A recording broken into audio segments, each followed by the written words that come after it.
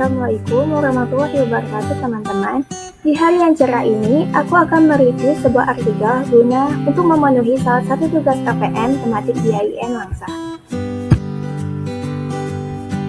Sebelum aku mulai review jurnalnya, pertama-tama aku akan memperkenalkan diriku dulu. Namaku Kanafal Awalin, aku dari Prodi Ilmu Al-Quran dan Tafsir dengan nomor NIM 303 2018 024.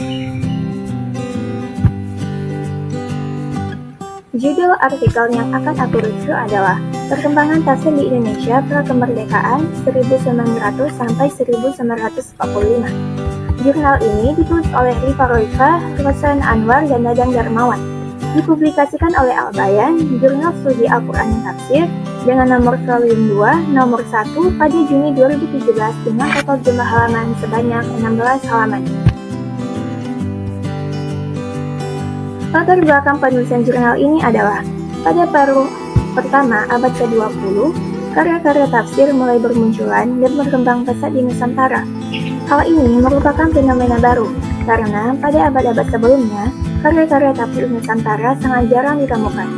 Ditambah, kondisi Indonesia pada masa sebelum masa kemerdekaan berada dalam keadaan yang cukup sulit dan cukup rumit.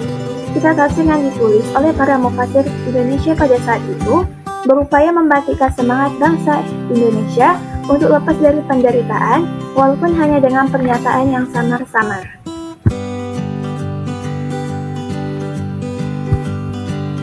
Tujuan penelitian jurnal ini adalah memfokuskan diri pada masalah perkembangan tafsir di Indonesia dari tahun 1900 sampai 1945. Dilihat dari karakteristiknya yang meliputi aspek metode, sumber, dan cara penafsiran, sebagaimana terlihat pada karya-karya tafsir yang lahir pada masa itu. Objek penelitian jurnal ini adalah Tafsir Al-Quranul Karim, Tafsir Al-Furqan, Tafsir Majah Al-Talibin, dan Tamsyiah Al-Muslimin.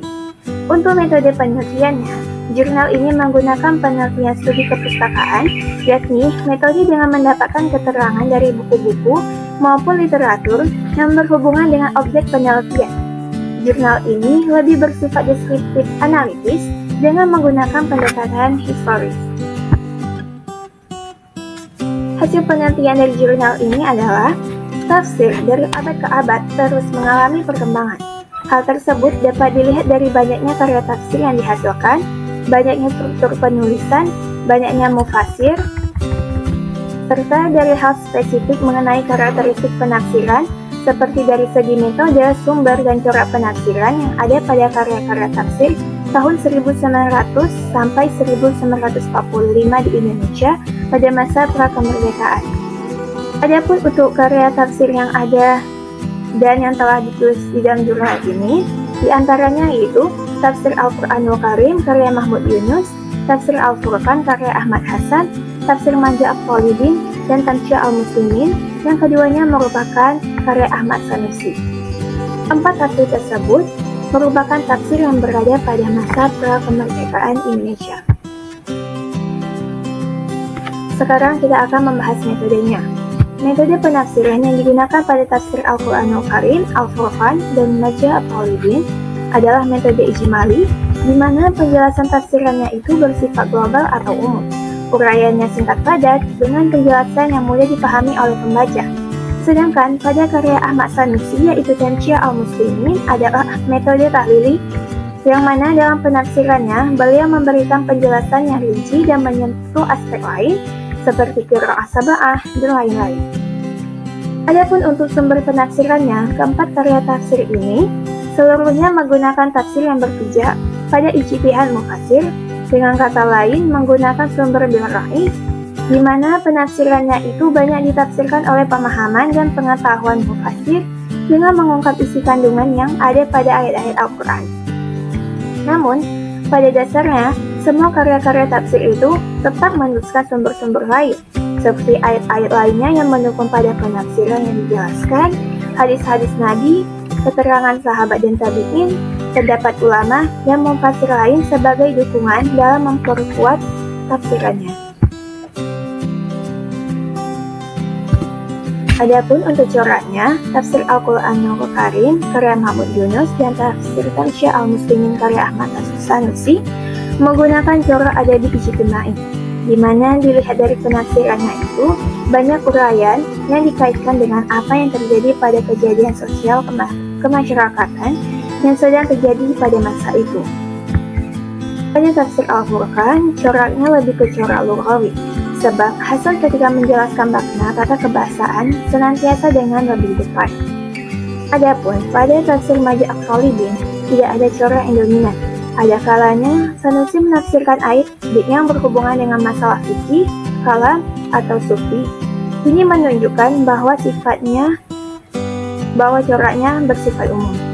Dan keempat tafsir ini karena berada pada masa prakemerdekaan, tentu saja di dalam penafsirannya itu ada sedikit ayat-ayat yang menyentuh mengenai motivasi pada semangat perjuangan. Seperti misalnya contoh yang ada pada ayat 85 surat Al-Baqarah dan ayat 71 surat At-Taubah yang membuktikan bahwa penulisan karya tafsir pada masa ini ada kaitannya dengan persoalan sosiopolitik yang terjadi dan bahkan dapat menjurus kepada jawaban-jawaban dari masalah yang terjadi yang merupakan suatu ciri khas dari karya-karya tafsir masa itu.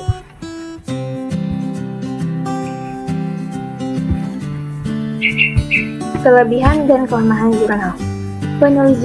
Untuk kelebihannya, penulis jurnal ini menggunakan sumber-sumber dan literatur yang banyak sekali. Susunannya juga sistematis dan bahasa yang digunakan mudah dipahami, sehingga jurnal ini layak dijadikan referensi bagi pembaca yang ingin mengetahui lebih jauh mengenai perkembangan tafsir di Indonesia, khususnya pada masa prakemerdekaan tahun 1900 sampai 1945. Untuk kekurangannya, gambar-gambar yang terlampir di dalam jurnal tersebut kurang jelas.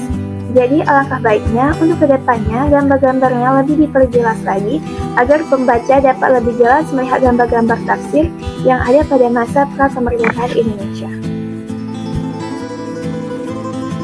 Sekian review jurnal dari aku, semoga dapat membantu kalian dalam memahami isi jurnal tersebut tanpa harus membaca seluruh isinya. Terima kasih telah menonton. Assalamualaikum warahmatullahi wabarakatuh.